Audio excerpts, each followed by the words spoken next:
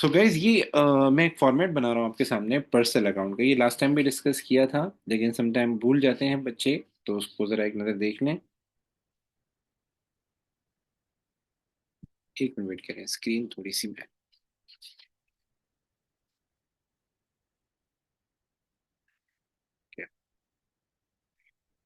Last time मैंने आपको एक आइडिया दिया था पर्सनल अकाउंट का। मैंने कहा था पेपर में सम टाइम ये होता है कि पर्सनल अकाउंट आते हैं। पर्सनल अकाउंट वो होते हैं जो बाय नेम होते हैं। लाइक पेपर में बोलेगा कि भाई एबीसी का अकाउंट बनाओ, पेपर में बोलेगा पीक्यूआर का अकाउंट बनाओ। ये तो मैं एक एग्जांपल दे रहा हूँ। पेपर में होगा आयशा का अकाउंट बनाओ, राहुल का अकाउंट बनाओ, नादिया का अकाउंट बनाओ। इस तरह पर्सनल अकाउंट आते हैं। पर्सनल अकाउंट होते क्या हैं? पर्सनल अकाउंट मतलब ये वो बंदे होते हैं, ये वो लोग होते हैं जिनसे हमने या तो उधार पे माल लिया होता है या उधार पे माल सेल किया होता है। मतलब these are the people to whom we have sold goods on credit और bought goods on credit। आप जब किसी से कोई चीज बाय करने जाते हो तो या तो कैश पे लेते हो या उधार पे लेते हो।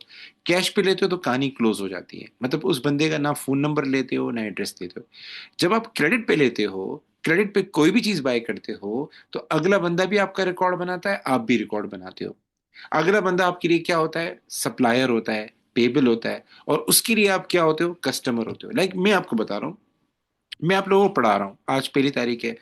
फीस हो सकता है रिसीव हुई हो, नहीं रिसीव हुई हो, फीस किसी को 10 दिन लगे, किसी को 15 दिन लगे। तो मोस्टली ये होता है कि लेट आती है।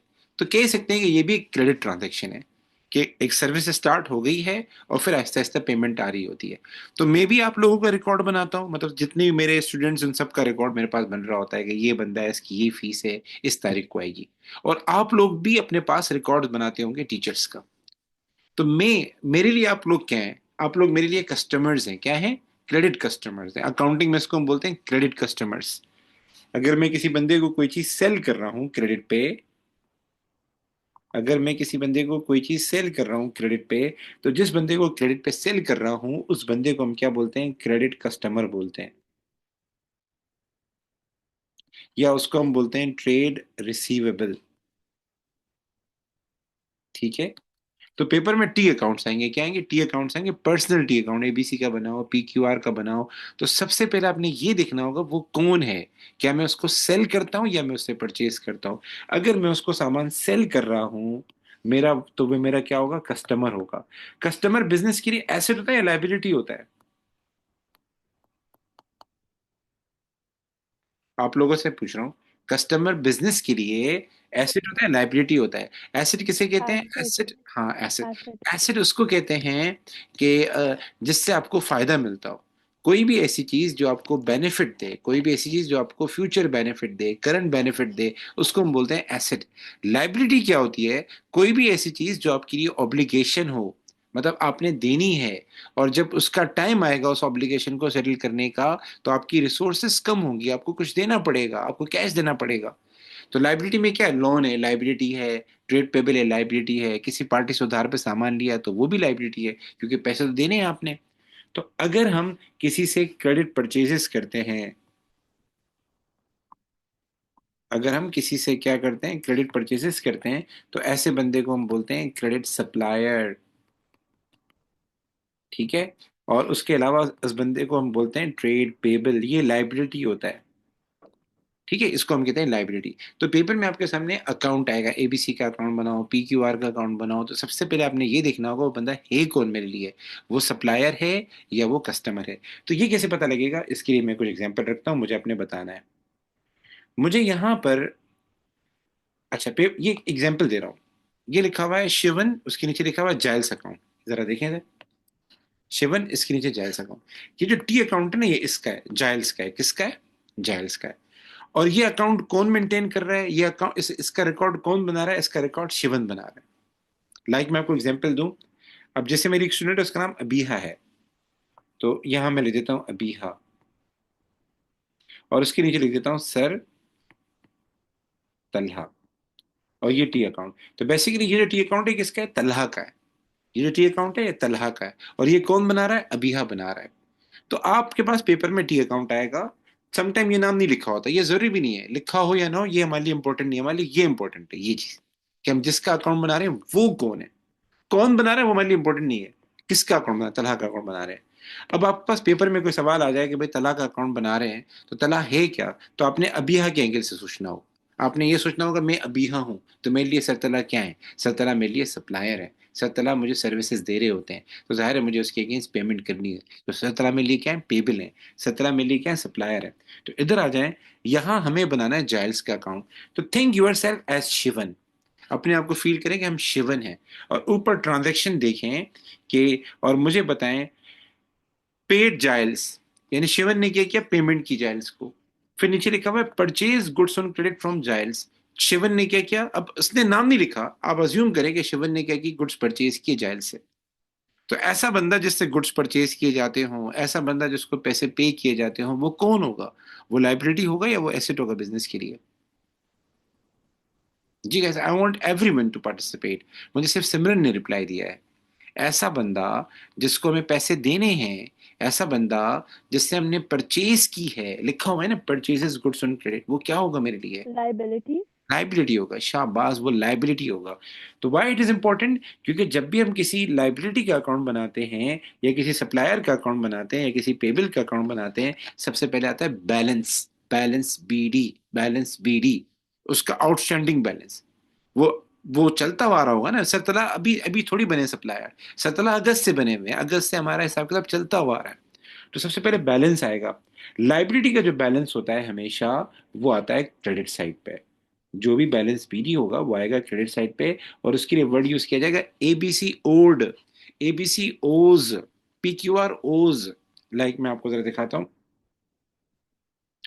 ये देखें, owed Giles 165 from February, owed Giles, यानी हमें देने हैं जाइल्स को, कितने देने हैं, 165। तारीख क्या आ रही है, मार्च 1। तो ये क्या है सर, ये हमारा बैलेंस है, ये हमारा क्या है, ये हमारा बैलेंस है। और अकाउंटिंग में इसको हम बोलते हैं बैलेंस बीडी। जब भी हम कोई सवाल स्टार्ट करते हैं और हमें बैलेंस लिखना हो तो वो बैलेंस ब्रॉट डाउन कहलाता है। ठीक है। अच्छा जी, अब ये कहां पर आएगा, तो आप जायल्स का अकाउंट बना रहे हैं और आप सबने कहा कि ये मेरे लिए क्या लाइबिलिटी है, तो जो भी बैलेंस बीडी होगा वो आएगा क्रेडिट साइड पे। ठीक है। अच्छा जी, कितना है सर, 165। डेट कौन सी है सर, डेट हमारे पास है मार्च 1। और ईयर कौन सा है, ईयर देख लें, ईयर 2023 है, तो मैं लिख दिया 2023। यहां तक बात समझ में आ रही है कि क्रेडिट सप्लायर क्या होता है, मुझे कैसे पता लगेगा। यस। अच्छा जी, इसके बाद आगे चलते हैं सर, आगे और कौन सी ट्रांजेक्शन आती हैं अगर मैं सप्लायर का अकाउंट बना रहा हूं। अभी हम सीख रहे हैं सप्लायर का अकाउंट। तो इसके बाद नेक्स्ट ट्रांजेक्शन होगी पेमेंट की या परचेज की। या तो हम सप्लायर से सामान बाय करते हैं या फिर पे करते हैं, और समटाइम दोनों होती है, परचेज भी होती है पेमेंट भी होती है। तो पहले आते हैं परचेजेस पे। अगर हम सप्लायर सप्लायर से परचेजेस करें तो कैश परचेज नहीं आती, क्रेडिट परचेज आती है। कैश परचेज क्यों नहीं आती, क्योंकि कैश परचेज की एंट्री ये होती है, जब आप कैश परचेज करते हैं तो उसमें परचेजेस डेबिट हो जाता है और कैश क्रेडिट हो जाता है, तो इसमें तो सप्लायर का नाम आया ही नहीं, एबीसी का नाम आया नहीं। लेकिन जब आप क्रेडिट पे परचेज करते हैं तो उसमें परचेजेस को हम क्या करते हैं, डेबिट, और जो आपका सप्लायर होता है, जो पार्टी होती है, उसको हम कर देते हैं क्रेडिट, तो इसमें पार्टी का नाम आ रहा है। तो पेपर में वैसे क्रेडिट परचेज ही होती है, लेकिन अगर कैश परचेज भी हो तो वो नहीं रिकॉर्ड करनी है, आपने क्रेडिट परचेज रिकॉर्ड करनी है। तो क्रेडिट परचेज कहाँ आएगी, तो अभी हम परचेज का अकाउंट नहीं बना रहे, अभी हम लाइबिलिटी का अकाउंट बना रहे हैं। तो मेरा एक सवाल है, जब हम क्रेडिट पे कोई सामान बाय करते हैं, हमारी लाइबिलिटी बढ़ती है कम होती है, बढ़ती है। बढ़ती है, इंक्रीज होती है। तो when ever the liability increases तो हम क्या करेंगे, उसको करेंगे क्रेडिट। तो जो भी क्रेडिट परचेज दी हुई हो वो आप लोग क्या करेंगे, क्रेडिट करेंगे। अब इसमें एक इंपॉर्टेंट पॉइंट है आपके पास, जब हम परचेजेस करने जाते हैं तो एक होती है list price, list price, regular price, both are same thing. आप कोई भी चीज बाय करने जाते हो उस पर लिखा होता है 2000, उस पर लिखा होता है 200 रियाल, 400 रियाल, जो प्राइस उस पर टैग की हुई होती है उसको हम बोलते हैं लिस्ट प्राइस, रेगुलर प्राइस। लेकिन जैसे न्यू ईयर आया तो न्यू ईयर पे ऑफ लगा होता है, 30% of, flat 50% of, discount offer होती है। ब्लैक फ्राइडे आता है नवंबर में, ब्लैक फ्राइडे आता है। ईद आएगी तो उस पर डिस्काउंट ऑफर होती है। तो बड़े बड़े बिजनेस क्या करते हैं, लिस्ट प्राइस से चीज कम देते हैं, कम प्राइस पे देते हैं। वो जो ऑफर लगी होती है 20% ऑफ, 30% ऑफ, उसको हम कहते हैं ट्रेड डिस्काउंट। तो अगर आपको पेपर में क्रेडिट परचेज की वैल्यू लिस्ट प्राइस की शक्ल में दी हुई हो और ट्रेड डिस्काउंट भी दिया हो, तो आपने क्या करना है, अमाउंट में ख्याल करना है। आप सेम अमाउंट नहीं लिखेंगे, ट्रेड डिस्काउंट को माइनस करेंगे। क्या मतलब, मैं जरा दिखाता हूं। इस ट्रांजेक्शन को जरा देखें जो मैं हाईलाइट कर रहा हूं। Purchase goods on credit from Giles. Giles आगे क्या कह रहा है, list price. List price, list price means regular price कितनी है, 150, subject to a trade discount of 4%। लेकिन क्योंकि ट्रेड डिस्काउंट ऑफर थी, ट्रेड डिस्काउंट सवाल में दिया तो हम लगाएंगे। ट्रेड डिस्काउंट सवाल में दिया है तो हम लगाएंगे। बस ख्याल कर लें, कभी कभार ट्रेड डिस्काउंट सवाल में नहीं होता, या ट्रेड डिस्काउंट स्पेसिफिक कस्टमर्स को होता है, तो वो एक अलग चीज हो जाती है। ठीक है, तो यहाँ लिस्ट प्राइस के आगे लिखा हुआ है subject to a trade discount, तो लगेगा। लगेगा।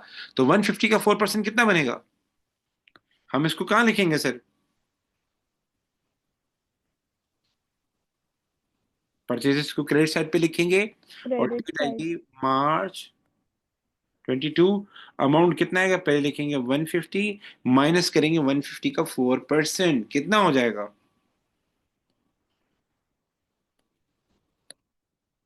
सर ये 150 का 4% कैसा है, बहुत इजी है, कैलकुलेटर उठाएं, लिखें 150 into 4 divide by 100, you will get 6। 140। हाँ। अच्छा गाइस, मेनी पीपल आस्क कि ये शो करना जरूरी है। नॉट इम्पोर्टेंट, अगर आप ना भी लिखें कोई इशू नहीं। लेकिन इसका एडवांटेज ये होता है, समटाइम ये होता है आपको देखना हो मैंने मिस्टेक कहाँ की है, गलती कहाँ की है, तो उसके लिए बेहतर होता है कि हम वर्किंग को शो करें। What is working, anything which is not written in question and you are writing. मैं इस बार एग्जाम्पल दूं, ये 144, 144 यहाँ कहीं नहीं लिखा हुआ, लिखा हुआ है नो सर। तो ये 144 कैसे आया, हाउ यू ड्राइव दिस 144, तो उसको हम शो करने के लिए हम शो करते हैं। मैंने इसमें कोई वर्किंग नहीं की। क्यों, क्योंकि 165 सवाल में गिवन था, मैंने एज इट इज लिखा है। लेकिन कोई फिगर अगर गिवन हो और आप चेंज करें, तो बहुत सारे लोग प्लस माइनस को शो करते हैं, तो इट्स अप टू यू। आप पढ़ाई में बहुत अच्छे हैं तो you can save your time. लेकिन बेहतर होता है अगर आप मीडियोकर हैं, आप लर्निंग स्टेज पे हैं, तो वर्किंग करने की आदत डालें। पेंसिल से बल्ले करें, मेन फिगर पेन से लिखें। Any issue. अच्छा जी, अब आते हैं सर आगे। Got it. जी, अब आगे चलते हैं। आगे क्या होता है, अगला मरहला आता है परचेज रिटर्न का। अगर सवाल में कोई परचेज रिटर्न हो, परचेज रिटर्न जो है वो लाइबिलिटी को रिड्यूस करता है। और परचेज रिटर्न कहां पर आएगा सर, क्रेडिट साइड पे आएगा। परचेज रिटर्न लाइबिलिटी को कम करता है, तो वो डेबिट साइड पे आएगा, सॉरी डेबिट साइड पे आएगा। और उसमें भी सेम रूल अप्लाई होगा, लिस्ट प्राइस में से ट्रेड डिस्काउंट आपने माइनस करना है। ठीक है, उसके बाद सर क्या है, उसके बाद सर आता है पेमेंट्स। देखिए, ये आपका सप्लायर है, इसका बैलेंस बीडी आ रहा होगा, क्या करना चाहिए, बैलेंस बीडी का छोड़ दें, या सप्लायर को पे करना चाहिए, नहीं करना चाहिए, व्हाट डू यू से। आपके ऊपर अगर कोई कर्जा हो, तो आप कौन सा कर्जा पे करेंगे, पुराना वाला है नया वाला। आपने नया वाला। परचेजेस भी की है और पुराना कर्जा भी है, what you will do, if you have to pay the amount, if you have to settle the amount, एक है पुराना वाला अमाउंट जो 2-3 महीने से होगा, और एक है द अभी न्यू वाला अमाउंट। अमाउंट। हाँ, the old one, the old one. If your fees is due since अक्टूबर, और आप 2 महीने की फीस दे सकते हैं, तो पहले पुरानी वाली देंगे, अक्टूबर की देंगे, नवंबर की देंगे, देन दिसंबर की देंगे। तो सेम एज पेपर में क्या करेगा, वो बोलेगा जो इसका आउटस्टैंडिंग अमाउंट था, या तो हमने पूरा पे कर दिया, अगर पूरा पे कर दिया तो आप यहाँ लिखें, और इसके आगे लिखते हैं बैंक। अगर चेक दिया है, अगर कैश दिया तो कैश लिखें, अगर पूरा पे किया है, पूरा पे किया है। लेकिन सम टाइम ऐसा होता है, हम पूरा नहीं पे करते, हम लेते हैं कैश डिस्काउंट। कैश वर्ड याद कीजिएगा, एक है ट्रेड डिस्काउंट, एक है कैश डिस्काउंट। ट्रेड डिस्काउंट अलग से नहीं रिकॉर्ड करते हैं, माइनस करते हैं, अलग से नहीं लिखते, लेकिन कैश डिस्काउंट अलग से लिखना है। अच्छा, कैश डिस्काउंट भी क्या करता है, लाइबिलिटी को रिड्यूस करता है। तो if there is any cash discount, तो आपने क्या करना है, जो भी बैलेंस बीडी है उसको मल्टीप्लाई करना है परसेंटेज से। जो आंसर है वो यहाँ लिखें, इसके आगे लिखते हैं डिस्काउंट रिसीव्ड। अच्छा, हम ये सप्लायर का अकाउंट बना रहे हैं, तो जो भी सप्लायर का अकाउंट बनाता है तो उसको डिस्काउंट से फायदा होता है, उसकी लाइबिलिटी कम हो जाती है, इसीलिए हम डिस्काउंट रिसीव का वर्ड यूज करते हैं, क्योंकि उसको डिस्काउंट मिल रहा है। दूसरा क्या करना है, जो भी डिफरेंस हो बीडी का एंड डिस्काउंट का, उसके आगे आप लिख देंगे बैंक एंड कैश। मैं एग्जांपल करके आपको बताता हूँ। यहां आ जाए, लिखा हुआ है पेड जायज the amount outstanding on his account by cheque. 13 तारीख को हमने क्या किया, जायल्स को पेमेंट की। अच्छा, ये परचेजेस बाद में हुई है, ठीक है, पहले पेमेंट की है। तो कौन सी पेमेंट की होगी, 165 की या 144 की? 13 तारीख को हमने पेमेंट की, कौन सी की होगी?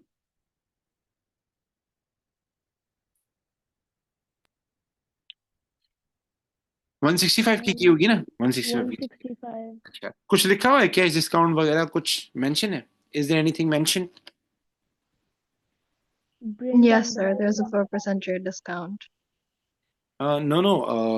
I'm asking that is anything about cash discount is mentioned over here in this transaction? नहीं sir. इसमें कुछ मेंशन है? नहीं. कुछ नहीं मेंशन, ठीक है ना। तो हम क्या करेंगे सर, जो उसने अमाउंट दिया है एज इट इज लिख देंगे यहाँ पे, डेबिट साइड पे लिख देंगे कितना, 165। और उसके आगे, सॉरी मैं थोड़ा नीचे लिख देता हूँ, बल्कि सही तो है, हम लिख देंगे 165 और चेक का वर्ड था, तो उसके आगे हम लिख देंगे बैंक, और यहाँ लिख देंगे 13 मार्च, ठीक है, एंड 2023। सर अगर कैश डिस्काउंट होता तो क्या होता, क्या होता फॉर एग्जाम्पल, अगर होता तो यहाँ वर्ड लिखा होता, फिर ऐसे काम होता। मैं जरा बताता हूँ, अगर कैश डिस्काउंट होता तो क्या होता, इसके आगे लिखा होता, paid jazz amount outstanding on his account less 10% cash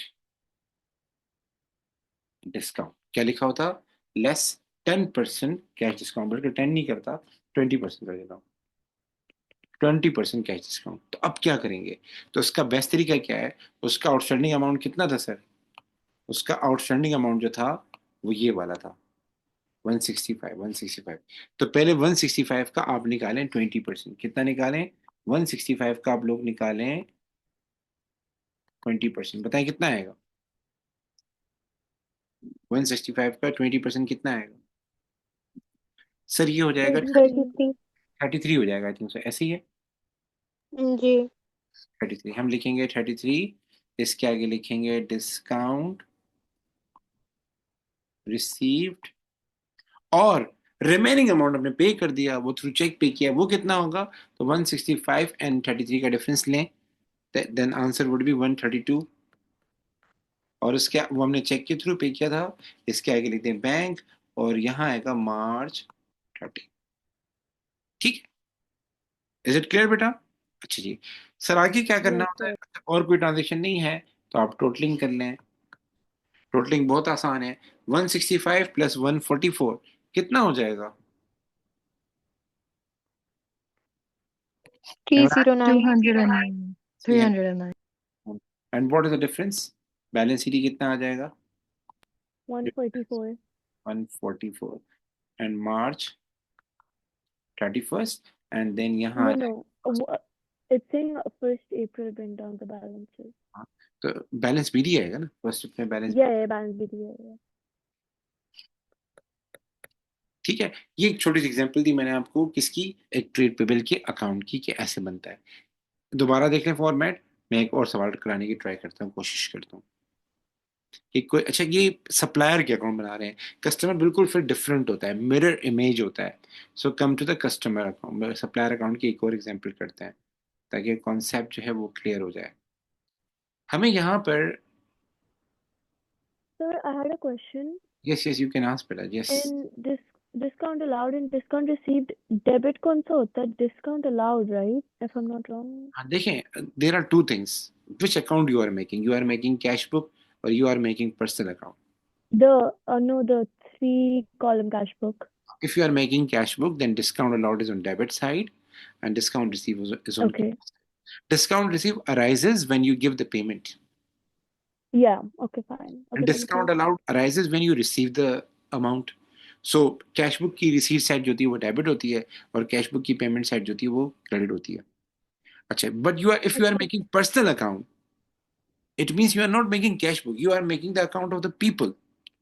so उसमें ये कि हमने किसको डिस्काउंट दिया, किससे डिस्काउंट रिसीव किया, तो we think like liability, discount receive पे लाइबिलिटी रिड्यूस होती है, तो इसलिए हम उसको डेबिट करते हैं लाइबिलिटी के अकाउंट में, पर्सनल अकाउंट में। और डिस्काउंट अलाउड जो होता है वो हमने कस्टमर को दे रहे होते हैं, हमारा एसेट रिड्यूस होता है, इसीलिए उसको कस्टमर के अकाउंट में क्रेडिट करते हैं। Okay, sir. So main thing is perspective, What is your perspective? No, I just was asking like that, like in the normal cash book, if discount allowed is debited or credited. Cash book में तो ये होगा मुझे अच्छा ये राहत का account है you are making the account of Rahat tell me you are making the account of Rahat and who is making Peter is making ठीक बैलेंस बीडी क्रेडिट साइड पे आ रहा है मेहर बेटा आप साइलेंट रहिएगा बैलेंस बीडी क्रेडिट साइड पे आ रहा है मुझे बताएं व्हाट इज राहत लाइबिलिटी और एसेट किसी भी अकाउंट का बैलेंस बीडी अगर क्रेडिट साइड पे है तो वो क्या होगा लाइबिलिटी होगा या एसेट होगा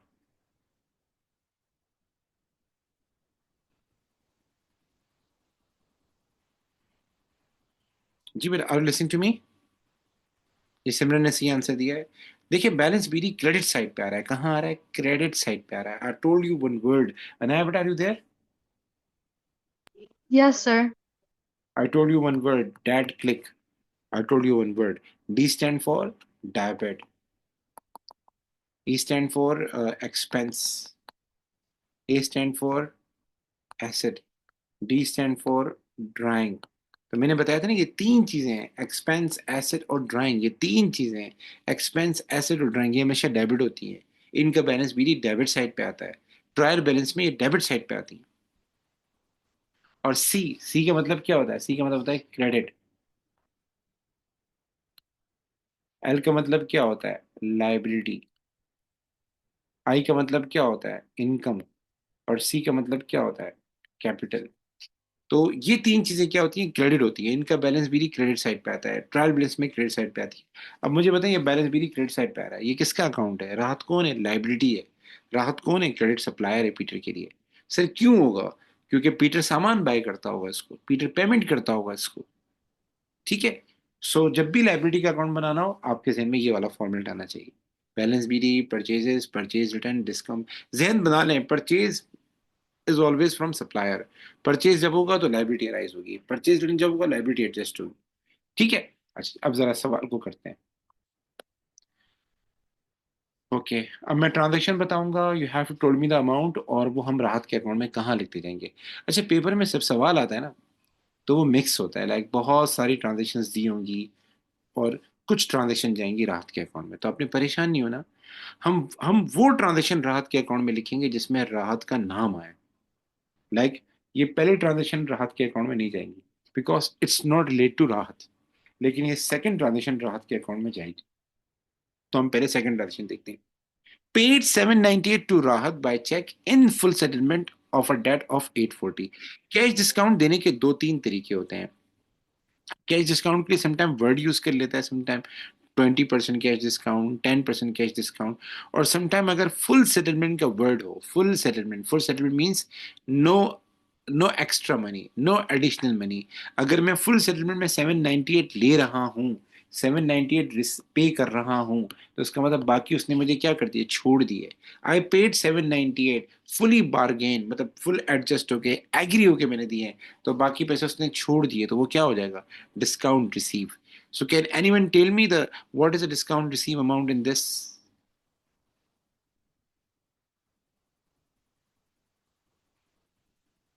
Will it be 42? 798 minus 840 will become 42. So हम क्या करेंगे Yeah. 42 राहत के अकाउंट में राहत के अकाउंट में 42 लिखेंगे और यहाँ लिखेंगे discount received now come to और हमने कितना पे किया उसको 798 और कैसे पे किया है थ्रू चेक पे किया है तो इसमें 798 क्या होगा सर लाइबिलिटी रिड्यूस होगी तो हम 7 Bank 798. अच्छा बाकी आपने मुझसे सवाल पूछा था सर कैशबुक में क्या होता है देखें it is going to be debited Rahat account has been debited what about cash book credit हुई होगी देख लें कैशबुक को आपने क्रेडिट किया सो मेन थिंग इज आप कौन सा अकाउंट बना रहे हैं आप कैशबुक बना रहे हैं तो फिर कैश आ रहा है या जा रहा है अब आप राहत का अकाउंट बना रहे हैं लाइबिलिटी रिड्यूस हो रही है या बढ़ रही है it's like that have you got this thing Mehar बेटा कि हम जब कैशबुक Yes, बना yes. सो पेमेंट है ना पेमेंट है तो जहां बैंक होता है वहीं फिर डिस्काउंट होता है। अगर पेमेंट है तो बैंक क्रेडिट होगा, डिस्काउंट भी क्रेडिट होगा। अच्छा जी, आगे चलते हैं। क्या नाम है ये वाली ट्रांजेक्शन। अनाया बेटा, आपने ट्राई करना है इस ट्रांजेक्शन के बारे में, मुझे बताना है ग्रीन कलर वाली जो है क्या करना है इसका। जी सर, एक सेकेंड। आप लोग चैट में बता सकते हैं।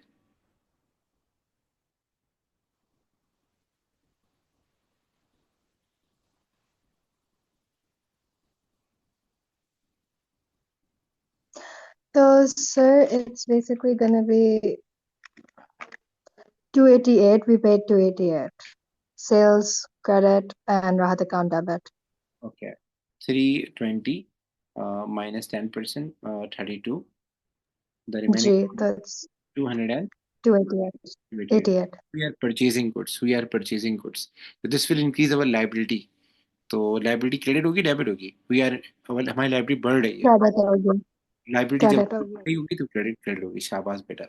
सो हम लिखेंगे 288 क्रेडिट साइड पे, और इसके रेफरेंस में लिखेंगे परचेजेस। और डेट जो है, मैं डेट देख लेता हूँ। डेट जो है यहाँ पर आ रही है 15। हम यहाँ लिखेंगे अप्रैल 15। ठीक है, अच्छा जी। Is there an issue in this? It was, ये हमारी क्रेडिट परचेज थी, आप देख लें, साफ साफ लिखा हुआ है क्रेडिट परचेज है, और राहत से परचेज की। तो मैंने पहले ही बोला था कि लेस प्राइस नहीं होगी, लेस प्राइस में से ट्रेड डिस्काउंट माइनस करोगे, आप देख सकते हैं। और परचेज हमेशा पर्सनल अकाउंट में क्रेडिट ही होगी, क्योंकि परचेज से लाइबिलिटी बढ़ती है। सर आगे चलें। Is there any other transaction related to Rahat? कोई और ट्रांजेक्शन है? आई डोंट थिंक सो कोई ट्रांजेक्शन है, और कोई भी नहीं है। कैश से नहीं आती। पेड समीर है, समीर का अकाउंट नहीं बना रहे, राहत का अकाउंट बना रहे हैं। ठीक है, तो कोई और ट्रांजेक्शन नहीं है। तो अब क्या करेंगे सर? कुछ भी नहीं करना बेटा, बैलेंस करना है। आप टोटल करें दोनों साइड का। I think so 840 plus 288, this will be 1000, 128. 1128. 28, 1128, और माइनस करेंगे ये सारा, तो बैलेंस सीडी वुड बी, 288. और बैलेंस बीडी जो होगा वो भी, ये बैलेंस बीडी जरूर लिखने की आदत डालें, डोंट फॉरगेट इट। और यहाँ पे जो डेट आएगी हमारे पास, ये देखें 1 मई, तो ये अप्रैल का महीना चल रहा है, तो यहाँ आ जाएगा 30 अप्रैल, और यहाँ पे आएगा 1 मई। डेट लिखना इंपॉर्टेंट है बेटा।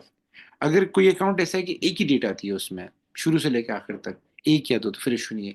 लेकिन डेट चेंज हो रही, लाइक अप्रैल 1 पे बीडी आ रहा है, देन परचेज की अलग डेट है, देन इसकी अलग डेट है, तो डेट के फिर अलग से एक मार्क होते हैं, तो इसका ख्याल करना चाहिए। अच्छा जी, आगे चलते हैं। एक और क्वेश्चन ट्राई कर लेते हैं ताकि कॉन्सेप्ट ज़्यादा क्लियर हो जाए, अच्छे तरीके से क्लियर हो जाए। यहाँ हम नादिया का अकाउंट बना रहे हैं, किसका? पर मैं देख लूँ पे नादिया है कौन, कस्टमर है या, हाँ सप्लायर है। We are making Nadia account. किसका अकाउंट बना है? नादिया अकाउंट। कौन बना है? नकुल बना रहा है। अब मैं आपको ट्रांजेक्शन दिखा रहा हूँ, आपने मुझे बताना है कि नादिया है कौन। मैं पहले सारा मिटा देता हूँ। ये सवाल मैंने करवाया था लास्ट टाइम, लेकिन मैं चाहूंगा कि अभी आप लोग करें। मैं आपको ज़रा चीज़ें गाइड कर देता हूँ। हम we are making Nadia account, ठीक है, और कौन बना है? नकुल बना रहा है। तो मैं ट्रांजेक्शन हाईलाइट कर देता हूँ, जो सारी बातें इसमें लिखी हुई हैं। Nakul is a trader. He buys and sells goods on credit. He buys most of his supplies from one supplier, Nadia, who allows Nakul a trade discount 20%. Who is Nadia? Customer or supplier? Supplier. Supplier. इसके बाद कह रहा है paid 441 by check to Nadia. हमने payment की 441 check to Nadia in full settlement of 450। इसका क्या मतलब है कि जो भी उसका बैलेंस बीडी था, जो बैलेंस बीडी दिया नहीं है बट छुपा हुआ है। अगर मैं कहता हूं कि my father is doing a house job in a hospital, what does this mean? वो इंजीनियर है या वो डॉक्टर है? My father is doing a house job in a hospital, तो वो इंजीनियर है या वो डॉक्टर है? What do you think? Doctor. Doctor, मैंने डॉक्टर का वर्ड यूज नहीं किया, बट इट इज अंडरस्टूड। तो गाइस सम टाइम तंग कर सकता है। अब यहाँ इसने बैलेंस बीडी दिया नहीं है, लेकिन मेरा एक सवाल है, हम क्यों पेमेंट कर रहे हैं? बैलेंस बीडी होगा तभी तो कर रहे हैं। इसमें कहीं भी नहीं लिखा हुआ बैलेंस बीडी कितना है, लेकिन ये कह रहा है कि हमने 441 दिए इन फुल सेटलमेंट ऑफ 450 और टू हर एट 1 जनवरी। तो इसका मतलब क्या है? एक ट्रांजेक्शन में दो ट्रांजेक्शन, एक तीर से दो शिकार, वर्ड सुना होगा ना। तो there is a balance BD but it's hidden, और वो कितना है 450, वो कितना है 450। तो हमने कितने पे किए हैं 441, आप सबको पता है 441 कहाँ आएगा, फिर डिस्काउंट कितना है, इन दोनों का डिफरेंस ले लें। अच्छा जी, उसके बाद कह रहा है bought goods from Nadia list price 350, sir trade discount कितना था। तो सम टाइम ट्रेड डिस्काउंट होता ही नहीं, और सम टाइम ट्रेड डिस्काउंट अलग से दिया होता है। सर अगर नहीं होगा तो क्या करेंगे, हम सेम अमाउंट लिखेंगे, कोई एडजस्टमेंट नहीं करेंगे, लेकिन अगर है ऊपर बताया हुआ है तो वो माइनस करेंगे। तो 20% माइनस करना है आपने। फिर कह रहा है हमने गुड्स रिटर्न की हैं नादिया को। गाइस, गुड्स जब रिटर्न होगी तो उसमें भी ट्रेड डिस्काउंट माइनस होगा या नहीं होगा, या सिर्फ परचेज में होगा। होगा माइनस। होगा माइनस, ठीक है, दोनों में होगा। भले वो मेंशन ना करे लेकिन दोनों में उसने लिखा हुआ है। भाई नादिया जब एक चीज आपको सेल कर रही है and you are purchasing it, तो जब सेल करते वक्त वो ट्रेड डिस्काउंट दे रही है, और जब वही चीज आप उसको वापस करोगे तो वो ट्रेड डिस्काउंट उसमें भी एडजस्ट करेगी। ठीक है, आगे चलते हैं। आगे दोबारा हमने गुड्स बाय बाय किए नादिया से, लिस्ट प्राइस थी 400, ये भी आएगा। हर वो ट्रांजेक्शन जिसमें नादिया का नाम आएगा तो वो आएगी, ठीक है। उसके अलावा कोई भी ट्रांजेक्शन नहीं है। सो देयर आर अराउंड, एक इसका ओपनिंग बैलेंस हो गया, वो ये रहा, ठीक है। फिर उसके बाद ये ट्रांजेक्शन, फिर ये, फिर ये, फिर बैलेंस सीरी। सो मैं चाहूंगा ये आप अभी सॉल्व करके मुझे इसकी टी अकाउंट भेजें, इसकी पिक भेजें सर मुझे। जो फर्स्ट ट्रांजैक्शन है, हम वो कैसे एंटर करेंगे टी अकाउंट में?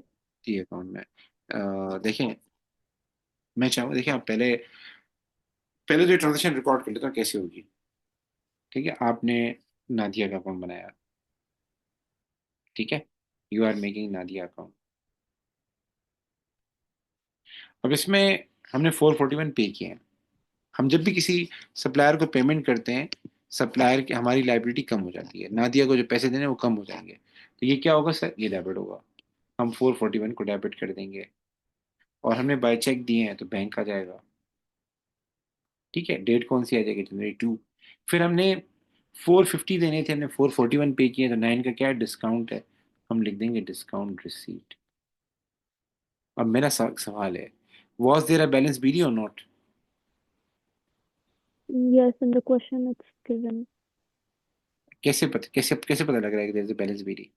because it's saying owed to her first लिखा हुआ January. है ना, ये देखें, साफ साफ लिखा हुआ है। मैं जरा पूरी ट्रांसलेशन बताता हूँ।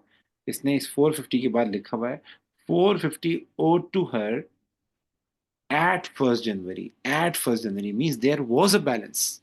तभी तो वो दे रहा है। एक आप क्यों एक क्या नाम है बिल पे कर रहे हैं, there was an outstanding amount, तभी तो बिल पे कर रहे हैं। अगर आउटस्टैंडिंग अमाउंट होता नहीं तो बिल आप पे ही नहीं करते।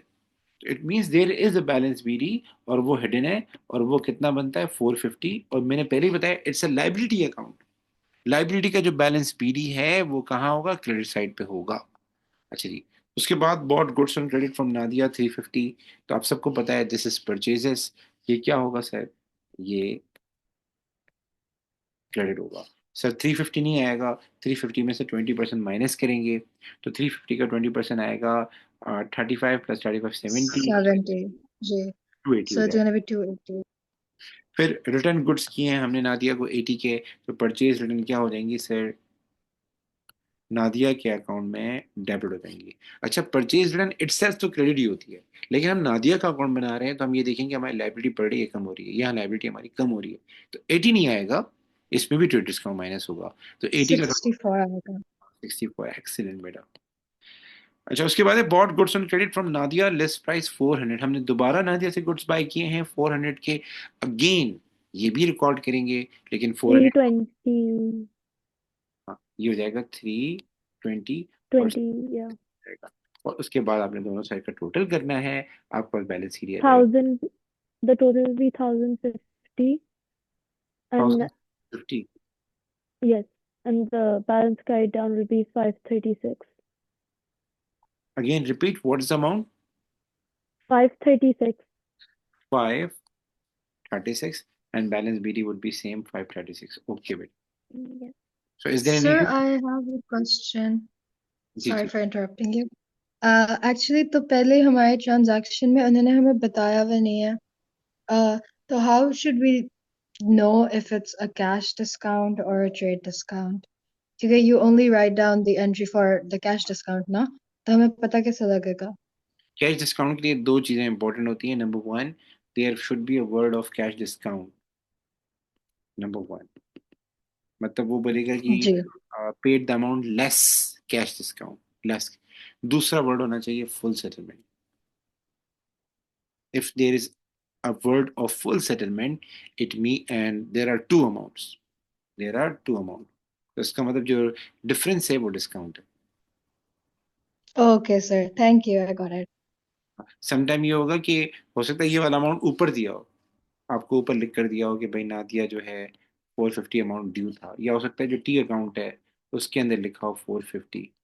तो वहां से ही पता लगा सकते हैं कि बैलेंस भी 450 था और हमने फुल सेटलमेंट में 441 पे किए। फुल सेटलमेंट, ये जो वर्ड है ना, ये जो वर्ड है ये शो कर रहा है देयर इज अ डिस्काउंट।